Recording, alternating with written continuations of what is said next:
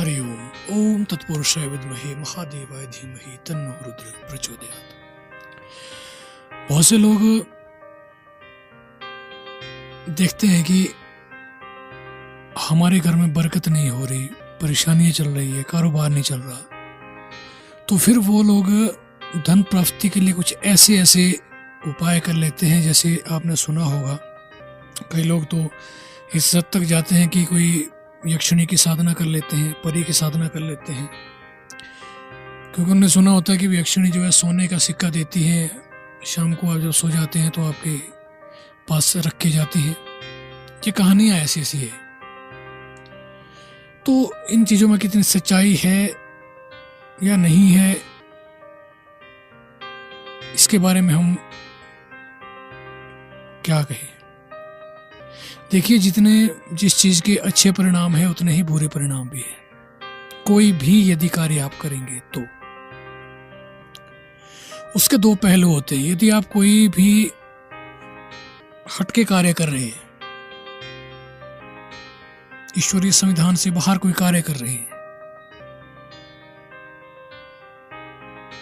तो फिर उसका आपको दुष्परिणाम अवश्य भुगतना पड़ेगा। क्योंकि ये चीजें आपको बहुत कुछ चीजें दे तो देती हैं, लेकिन जितना देती हैं उससे ज्यादा ये कहीं ले भी लेती है। इनका कार्य करने का तरीका होता है और ये अपने तरीके से कार्य करती हैं और देती है आपकी मर्जी से। जब लेने पे आती है तो फिर अपनी मर्जी से लेती है। तो आपको सबसे पहली बात है, आपको देखना है यदि जीवन में सुखी रहना है तो आपको घर में बरकत चाहिए। सबसे पहली बात तो ये है। अब बरकत क्या होती है, कैसे आती है, इस चीज को आपने समझना है। बरकत का सबसे पहला जो लक्षण होता है, आपके घर में कोई बीमारी ना होना। यदि आपके घर में कोई बीमारी नहीं हो रही है, पैसा बीमारियों में नहीं जा रहा है, तो एक बरकत का एक ये लक्षण है। आपकी गाड़ी में कोई दिक्कत नहीं आ रही है, पैसा नहीं लग रहा है, अनावश्यक पैसा खर्चा आपका नहीं हो रहा है, पैसे आने के आपके रास्ते खुल रहे हैं, निरंतर रास्ते खुलते जा रहे हैं, तो इसका मतलब है कि आपके घर में बरकत हो रही है। आप कोई भी कार्य करना चाह रहे हैं, आपके पास उपयुक्त पैसा है, तो इसको मानेंगे कि आपके पास बरकत है। तो इसके लिए जो सबसे पहला जो कार्य करना होता है आपको, देखिए, सबसे पहले जो हमारे घर पे अधिकार होता है वो कुल देवता का होता है। कुल देवता प्रथम देव होते हैं, हमारे पितृदेव होते हैं, कुल देव भी होते हैं, इष्ट देव भी उसके बाद आते हैं। जब भी आप कोई पूजा पाठ करते हैं, आराधना करते हैं, कुछ भी करते हैं, सबसे पहले अपने कुल देवता का नाम लीजिए। कुल देवता सबसे पहले अग्रिम पूजा का अधिकारी होता है।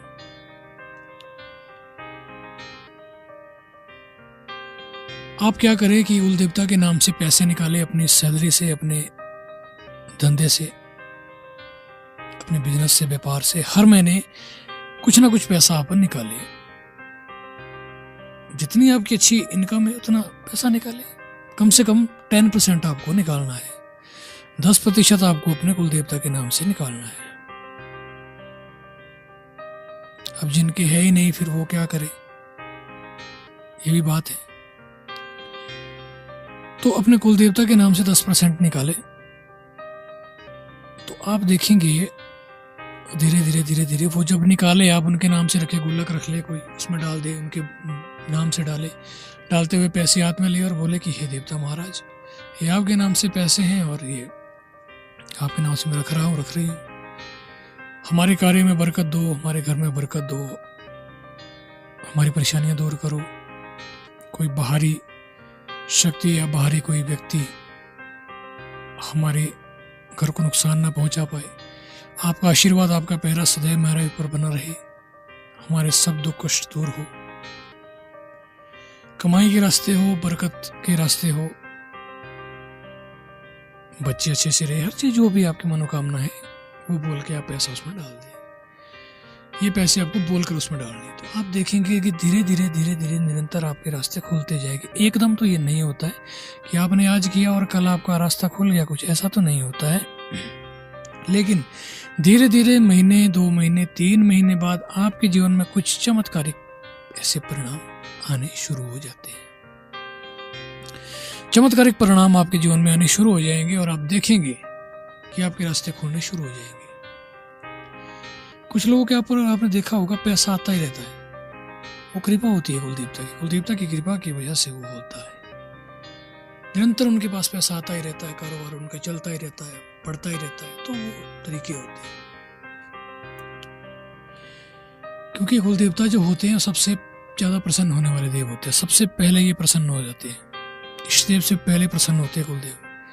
यदि आप इष्टदेव की जितनी भी सेवा कर रहे हैं तो उससे, यदि आप 100% कुलदेव अपने इष्टदेव की पूजा कर रहे हैं तो उससे 10% में ही, आधे से आधी पूजा में ही आपके कुल देवता प्रसन्न हो जाते हैं।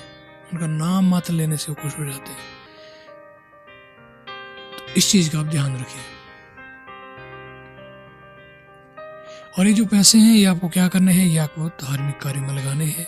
ये आप अपने कुल देवता के पास या उनके नाम से आप जागरण करवा सकते हैं, उनके नाम से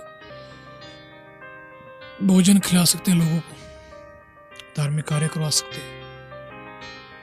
ये आप कभी भी कर सकते हैं जब आपके पास आपको लगे कि अब इतना पर्याप्त पैसा इसमें हो गया है, तो आप कर सकते हैं। सुख शांति बरकत देते हैं ये कार्य यदि आप करते हैं। और यदि आप ऐसा करते हैं तो आप देखेंगे आपके जीवन में आश्चर्यजनक परिणाम होंगे, आश्चर्यजनक। आशा करता हूँ आपको ये वीडियो पसंद आई होगी। वीडियो पसंद आई है, चैनल पर नए हैं तो चैनल को सब्सक्राइब करें, वीडियो को लाइक करें, शेयर करें, ताकि ऐसी जानकारी हम आप तक और भी पहुंचाते रहें। आज की वीडियो में इतना ही। अगली वीडियो में फिर से मिलते हैं, तब तक के लिए हरि ओम। ओम नमः शिवाय, ओम नमः शिवाय, ओम नमः शिवाय।